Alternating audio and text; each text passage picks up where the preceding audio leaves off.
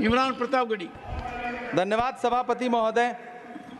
83 minute 71 बार थपथपाई गई मेज, 14,417 शब्दों का बजट भाषण और उस बजट में अपने लिए राहत तलाशती मिडिल क्लास की हैरत ज़दा आंखें। सभापति महोदय, मेरे हाथों में जो दस्तावेज है, दरअसल ये देश के किसानों, गरीबों, मजदूरों की उम्मीदों का स्मारक है। ऐसा लग रहा है जैसे वित्त मंत्री महोदया ने बजट नहीं तैयार किया है, बल्कि प्रधानमंत्री जी की मन की बात का संकलन तैयार किया है। टूटा हुआ लश्कर का भरम देख रहे हैं, टूटा हुआ लश्कर का भरम देख रहे हैं और जिल्ले इलाही के करम देख रहे हैं। ताकत का नशा अक्ल पे हावी है तुम्हारी, तुम देख न पाओगे जो हम देख रहे हैं। वित्त मंत्री महोदया ने इस बजट में महंगाई पर सिर्फ 10 शब्द बोला है। जिस देश में टमाटर 100 रुपए किलो बिक रहा हो। सभापति महोदय, मेरा टाइम पॉज करें और बार बार इंटरप्ट करने को या तो मना करें। हाँ बोले, कृपया बोले। सभापति महोदय, वित्त मंत्री महोदया ने इस बजट में महंगाई पर सिर्फ 10 शब्द बोले हैं। जिस देश में टमाटर 100 रुपए किलो बिक रहा हो, उस देश की वित्त मंत्री के पास बजट में महंगाई पर बोलने के लिए सिर्फ 10 शब्द है। डीजल, पेट्रोल, आटा, चावल, दाल, सब्जी की महंगाई का तो कोई जिक्र ही नहीं। सावन चल रहा है तो प्याज और लहसुन का दाम पूछना तो शायद पाप होगा। मैंने तो यह भी सुना है कि वित्त मंत्री जी जो चीज खुद नहीं खाती हैं, उसके दाम से उनका कोई लेना देना नहीं होता। लेकिन इस बार बजट पेश करने के लिए पार्लियामेंट आने से पहले वित्त मंत्री जी ने दही और चीनी खाई थी। अब तो उनसे यह पूछा जा ही सकता है कि उन्हें दही, दूध और चीनी का रेट तो इन दिनों पता ही होगा। क्या उसे सस्ता करवाएंगी या नहीं सस्ता करवाएंगी? अगर पता है तो कृपया सस्ता करवाइए, क्योंकि इसी चीनी ने अमेठी में एक मंत्री महोदया का राजनीतिक कैरियर कड़वा कर दिया। सभापति महोदय, अपने शीश महलों में बैठे हुए सरकार के सांसद और मंत्री कह रहे हैं कि महंगाई कम हो रही है। संसद की कैंटीन से बाहर निकल करके एक चाय का कप खरीदिए, तब समझ में आएगा कि महंगाई कम हो रही है या बढ़ रही है।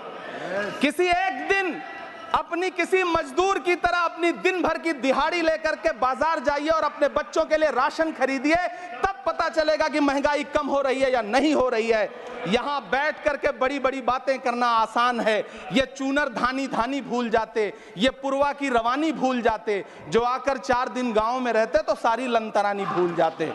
सभापति महोदय, इलेक्टोरल बॉन्ड खरीदने के नाम छुपाने वाली सरकार, इलेक्टोरल बॉन्ड खरीदने वालों के नाम छुपाने वाली सरकार इन दिनों आम के ठेला लगाने वालों के नाम जानना चाहती है। मुझे तो होटलों, ढाबों या आम के ठेलों पर नेम प्लेट लगवाने वालों से पूछना है कि कभी खून की बोतल पर देखा है किसी का नाम लिखा हुआ? मुझे पूछना है कि क्या कोरोना के दौरान अपनी उखड़ती हुई सांसों के लिए ऑक्सीजन तलाशने वाले किसी इंसान ने ऑक्सीजन लाने वाले किसी इंसान से पूछा था कि ऑक्सीजन लाने वाला इंसान हिंदू है या मुसलमान है? मुझे पूछना है कि लावारिश लाशों के लिए कोरोना में कांधा देने वाले, चिताओं के लिए लकड़ियां सजाने वाले किसी इंसान से पूछा गया था उसका नाम, उसका मजहब? लेकिन इन दिनों पूछा जा रहा है। सभापति महोदय, अफसोस देश के प्रधानमंत्री जी ने कभी न टूटने वाली चुप्पी ओढ़ ली है। सभापति महोदय, जनता ने 63 सीटें कम क्या कर दी, ये सरकार तो अमृतकाल का नाम लेना ही भूल गई।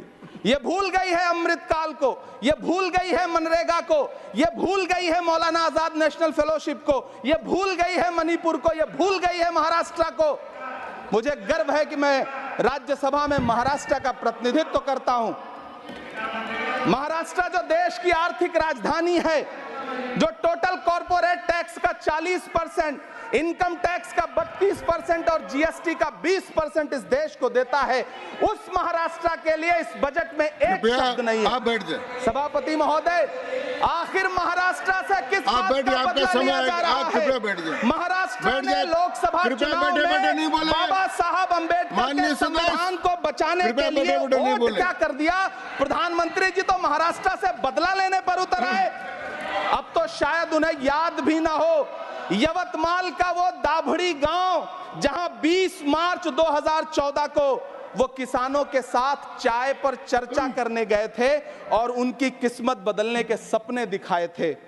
उसी यवतमाल में पिछले 6 महीने में 132 किसानों ने आत्महत्या की है। सभापति महोदय, महाराष्ट्र में हर महीने 209 किसान आत्महत्या कर रहे हैं। राज्य सरकार द्वारा सौंपा गया आंकड़ा बताता है कि 1 जनवरी से 31 मई के बीच 1046 किसानों ने आत्महत्या की है। लेकिन अफसोस, इस बजट में महाराष्ट्र के किसानों के लिए कुछ भी नहीं है। किसानों से चिढ़ी हुई सरकार ने बजट में किसानों के एमएसपी की लीगल गारंटी नहीं दी। लेकिन याद रखिएगा, जो किसान का नहीं वो हिंदुस्तान का नहीं।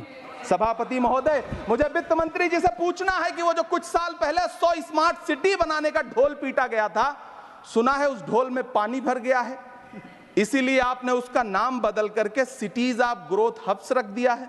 अच्छा है, नाम बदलने का खेल खेलते रहिए, आपकी कई सरकारें तो इसी वजह से चल रही हैं। इस सरकार को पढ़े लिखे लोगों से दिक्कत है सभापति महोदय, इसीलिए इस सरकार ने यूजीसी का बजट 66% कम कर दिया है। वाह सरकार। सभापति महोदय, मैं वित्त मंत्री जी के संज्ञान में लाना चाहता हूं कि किशनगंज में एएमयू सेंटर के पास 224 एकड़ जमीन है। यूपीए सरकार ने सोनिया गांधी जी की अगुवाई में 136 करोड़ रुपए एएमयू किशनगंज सेंटर के लिए सेक्शन किए थे।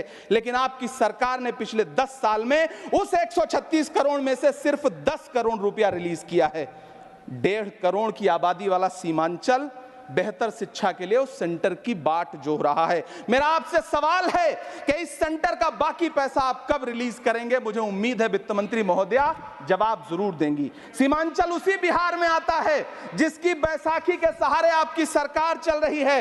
वहां के लोगों को एम्स की जरूरत है। महानंदा और कोसी से होने वाली बाढ़ की तबाही को रोकने के लिए बांध बनाइए, सीमांचल के साथ सौतेला व्यवहार बंद करिए।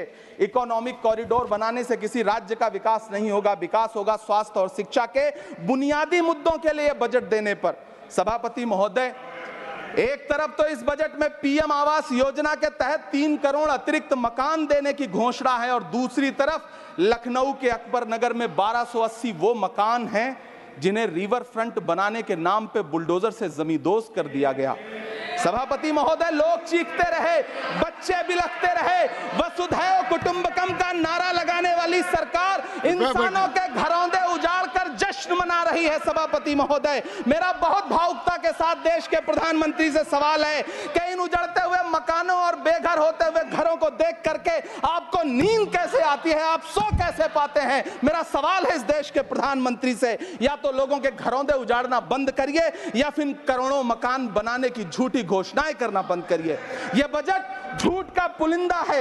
यह बजट आपके पिछले साल के बजट का कट कॉपी पेस्ट है। यह बजट हमारे चुनावी घोषणा पत्र की नकल करने की एक बेईमान कोशिश है। लेकिन कहावत है ना कि नकल के लिए भी अकल चाहिए। मेरे हाथ में एक तरफ न्याय पत्र है जो हमारा है और दूसरी तरफ अन्याय पत्र है जो आपका है। इस सरकार को आलोचना सुनने की आदत नहीं है सभापति महोदय। जब आप इनसे सवाल पूछिए तो ये कहते हैं कि आप बताइए 70 साल में आपने क्या किया है। मैं तो इस सदन में कहना चाहता हूं सभापति महोदय कि हमसे 70 साल का हिसाब मांगने वालों, जो सरकार अपना चलाया हुआ 2000 का नोट 7 साल नहीं चला सकी, वो हमसे 70 साल का हिसाब मांगती है। सभापति महोदय, मैं अंत में आपसे यह कहना चाहता हूं, यह बजट बैसाखी पर टिकी हुई सरकार का कुर्सी बचाओ बजट है। इस बजट में राज्यों के साथ, किसानों के साथ, नौजवानों के साथ, महिलाओं के साथ, देश के मिडिल क्लास के साथ अन्याय किया गया है और इस अन्याय का खामियाजा आपको महाराष्ट्र, हरियाणा और झारखंड के चुनाव में भुगतना पड़ेगा। सभापति महोदय, इस सरकार ने नोटबंदी लगाकर देश की आम जनता की पूंजी छीन ली। बैठे नहीं बोले, कृपया। टैक्स लगा करके छोटे व्यापारियों के कारोबार छीन लिए, पेपर लीक करवा करके युवाओं की आंखों से नौकरी के सपने छीन लिए, अग्निवीर लाकर देश के जवानों की उम्मीदें छीन ली, बुलडोजर लगाकर लोगों के आशियाने छीन लिए, महंगाई लाकर देश की जनता की थाली से निवाले छीन लिए और नारा लगाया कि हम तो सेवक हैं, 18-18 घंटे काम करते हैं। इन्हीं लोगों के लिए किसी ने शेर कहा है कि जो सच और झूठ में दूरी है वो दूरी समझते हैं, सियासी हाकिमों की हम भी मजबूरी समझते हैं, वो अपना हक समझते हैं निवाला छीन लेने को, डकैती को बहुत से लोग मजदूरी समझते हैं। हमें पता है कि कैसी मजदूरी की जा रही है। सभापति महोदय, मैं यहाँ खड़ा होकर के अंत में आपसे कहना चाहता हूँ कि इस बजट में तमाम राज्यों के साथ अन्याय किया गया है, इस बजट में युवाओं के साथ अन्याय किया गया है, महिलाओं के साथ अन्याय किया गया है, और खास तौर से महाराष्ट्र के लिए कुछ नहीं रखा गया है। महाराष्ट्र बाढ़ से जूझ रहा है, पानी बरसने से वहां 1500 से ज्यादा लोग मारे गए हैं। उस शहर को, उस राज्य को 4000 करोड़ के पैकेज की जरूरत है ताकि जो फसलें बर्बाद हुई हैं लोगों को राहत दी जा सकी। लेकिन अफसोस इस बजट में महाराष्ट्र के लिए ऐसा कुछ भी नहीं है। मैं आखिर में यह कहना चाहता हूं कि पिछले 7 दिन से इस बजट का बड़ा ढिंढोरा पीटा जा रहा है, इसे महान बताया जा रहा है, लेकिन कौन महान बता रहा है? सत्ता पक्ष के लोग, उन्हें तो बताना ही है, क्योंकि मैं अवध क्षेत्र से आता हूं, प्रतापगढ़ से, नीरज भाई भी अवध और पूर्वांचल से आते हैं। वहां एक कहावत है कि बिटिया की तारीफ किसने की? बिटिया की महतारी ने, यानी कि बेटी की प्रशंसा किसने की? मां ने। तो इस बजट की तारीफ सत्ता पक्ष करे तो करेगा ही, लेकिन विपक्ष के एक भी सांसद से आप पूछिए कि क्या उसके राज्य को कुछ मिला है, तो वो ये कहेगा कि नहीं, कुछ भी नहीं।